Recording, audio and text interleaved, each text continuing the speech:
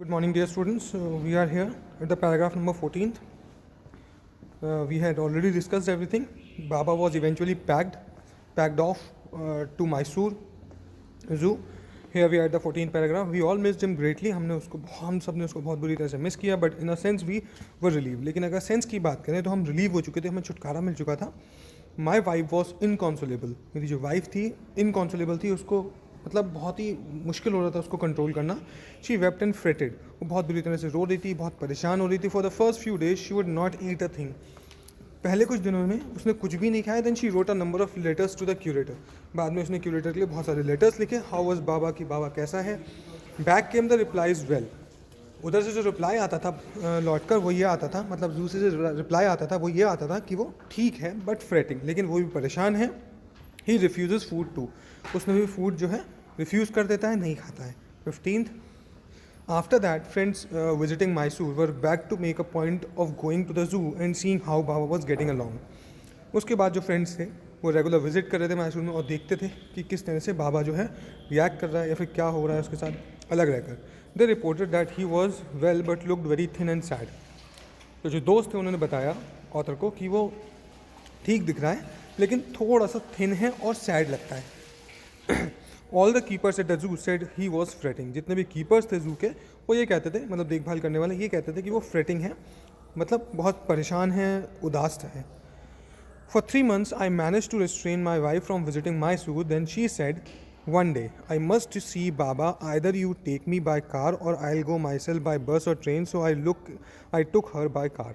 मेरी वाइफ ने 3 महीने बाद बिल्कुल रिस्ट्रेन मैंने जैसे कर रखा था, रोक रखा था, उसके बाद उसने कहा कि मुझे मैसूर ज़रूर जाना है बाबा को देखने, या फिर तुम मुझे कार से ले चलो या फिर मैं बस से या फिर ट्रेन से चले जाऊँगी. 16 पैरा. फ्रेंड्स, तो मैं इसको कार से ले गया. Friends had conjectured that the bear would not recognise her. Friend को ऐसा लग रहा था या फिर उनका ओपिनियन ऐसा था कि जो बियर है वो रिकग्नाइज नहीं कर पाएगा मेरी वाइफ को. I had thought so too. मुझे भी बिल्कुल ऐसे ही लगा. But while she saw yet some yard.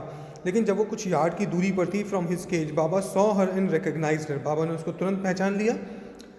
He howled with happiness. वो हैप्पीनेस से कूदने लगा, छलांगने लगा और पैरों पे खड़ा हो गया. She ran up to him. वो जल्दी से उसके पास भाग कर गई मेरी wife. Patted him through the bars के बाहर से उसने उसको पैट किया, मतलब पीठ पे हल्के हल्के थपथपाया. And he stood on his head in delight. और वो अपने हेड पे बिल्कुल डिलाइटली खड़ा हो गया. For the next 3 hours she would not leave the cage. Next 3 hours के लिए उसने केज नहीं छोड़ा. She gave him tea, lemonade, cakes, ice cream, what not. उसने वो सारा कुछ दिया उसको जो उसको पसंद था, चाहे वो टी हो, लेमनेड हो, केक हो, आइसक्रीम हो, क्या नहीं.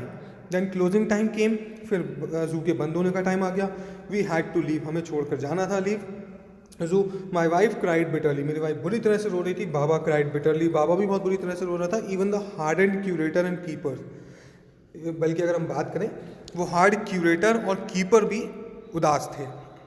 Fail depressed. As for me I had reconciled myself to what I knew was going to happen. मेरे साथ ऐसा था कि मुझे ऑलरेडी पता था कि क्या होने वाला है. 8th paragraph. Oh, please, sir, she asked the curator, may I have my Baba back? Hesitantly, he answered, Madam, he belongs to the zoo and is government property now. I cannot give away government property, but if my boss, the superintendent at Bangalore, agrees, certainly you may have him back. वो कहता है, जो curator होता है वो कहता है, wife उससे पूछती क्या मैं अपने बाबा को वापस ले जा सकती हूँ. तो क्यूरेटर कहता है, मैडम, कि ये जू जो है वो गवर्नमेंट की प्रॉपर्टी है और क्योंकि जो बियर है वो भी एक गवर्नमेंट प्रॉपर्टी हो गया जू में आकर, इसलिए मैं आपको उसको नहीं दे सकता. हाँ, अगर जो मेरे बॉस है सुपरिटेंडेंट जो कि बैंगलोर में है, अगर वो एग्री हो जाते हैं तो सर्टेनली आपको वापस मिल सकता है. Paragraph number 9. There followed the return journey to Bangalore and visit to the superintendent's bungalow. वहाँ से रिटर्न जर्नी शुरू होती है बैंगलोर के लिए और सुपरिटेंडेंट के बंगलो के लिए. और टीयरफुल प्लीडिंग. उनके सामने जाकर आंसुओं से प्लीडिंग की जाती है, मतलब प्लीज़ किया जाता है, बहुत रिक्वेस्ट की जाती है सुपरिटेंडेंट से. Baba and I are both fretting for each other. Will you please give him back to me. मेरी वाइफ कहती है बाबा और मैं एक दूसरे के लिए बहुत ज़्यादा परेशान हैं, कि आप प्लीज़ आप मुझे उसको वापस दे सकते हैं. He was a kind hearted man and consented. वो एक काइंड हार्टेड दयालु आदमी था और वो मान गया. Not only that but he wrote to the curator telling. ना सिर्फ वो बल्कि उसने क्यूरेटर के लिए लिखा him to lend us a cage for transporting the bear to Bangalore. बल्कि हमें एक केज भी दिलाया जिससे कि बैंगलोर में उसको ट्रांसपोर्ट किया जा सके. 28th paragraph. Back we went to Mysore again, हम वापस मैसूर गए and arm with the superintendent's letter, और हमारे हाथ में सुपरिटेंडेंट का लेटर था. Baba was driven into a small cage, Baba को एक स्मॉल केज में लाया गया and hoisted on top of the car, और कार के ऊपर रखा गया. The cage was tied securely, cage को अच्छे से बांधा गया and slow a careful return journey to Bangalore was accomplished, और हल्के हल्के धीमे धीमे से बैंगलोर तक की जो जर्नी थी वो एकम्प्लिश ही मतलब कंप्लीट हुई. ओके चलो, thank you for watching the video.